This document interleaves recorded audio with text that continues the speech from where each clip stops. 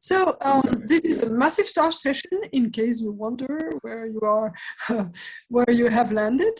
Of course, for the massive star people in the audience, they may wonder why you have at 8 p.m. meeting something about massive star, but you have to realize it's not only planetary nebulae.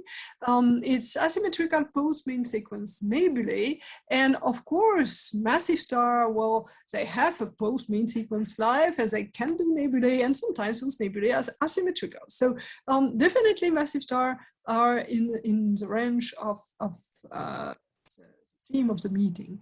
And for example, here you have an example of beautiful nebulae around the cluster. So you have a bunch of evolved and or non-evolved stars there.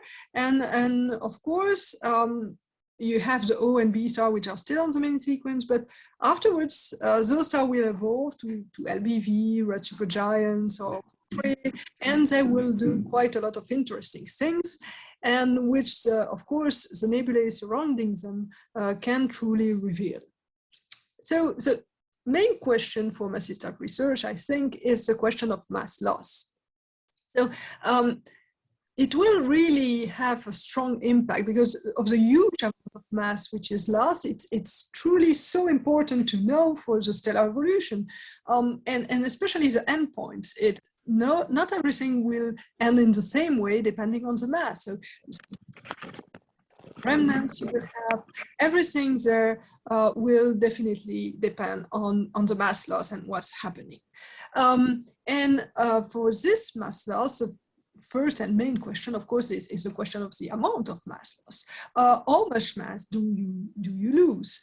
And a related question is a question of structure. So do you lose this mass with clumps, with a smooth ejecta, or in burst, or not? I mean, how is it really organized? Do you have specific events, interesting stuff going on all the time? So the structures definitely are interesting, and of course you have, if you have clumps, for example, it was mentioned on Monday that you could have peaks in Eta colliding when light curves. Well, some people say it's just clumps colliding this time, not the wind in really clumps. So definitely the question of structure is lying somewhere in the background all the time.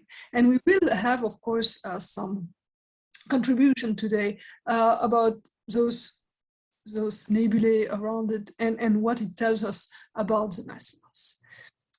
And then there's a question of when, of course. It's not the same to lose mass during the main sequence or post-main sequence, or at the end of the post-main sequence. It's really the late stage, or before, just after the match sequence.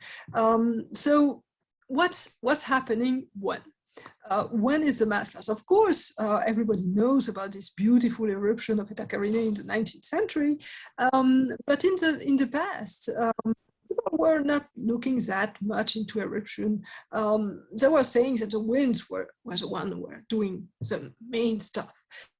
And in the last decades, it was discovered because of the new analysis of the spectra that finally the winds were not that strong as was thought before. And so the eruption came back and made a really important comeback. And then, of course, you need to explain how much mass you can lose in such a small time. So the eruption, the question of when you lose mass and how it happens truly is important.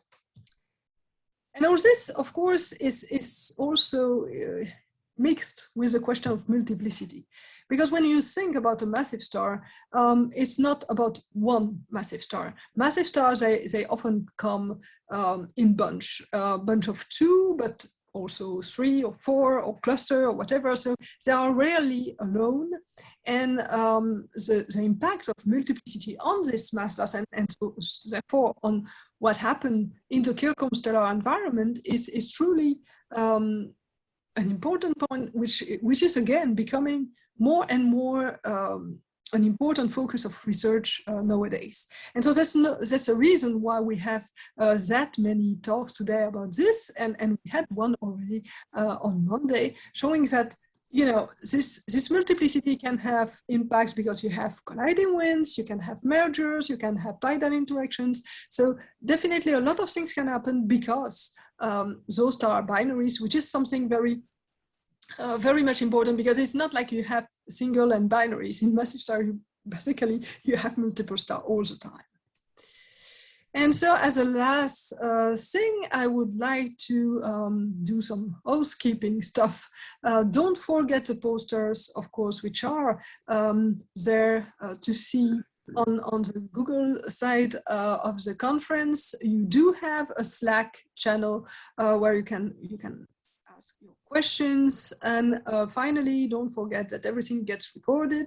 And so they will be posted on the YouTube channel where you can already find all the talks of the last 2 days. So let's know.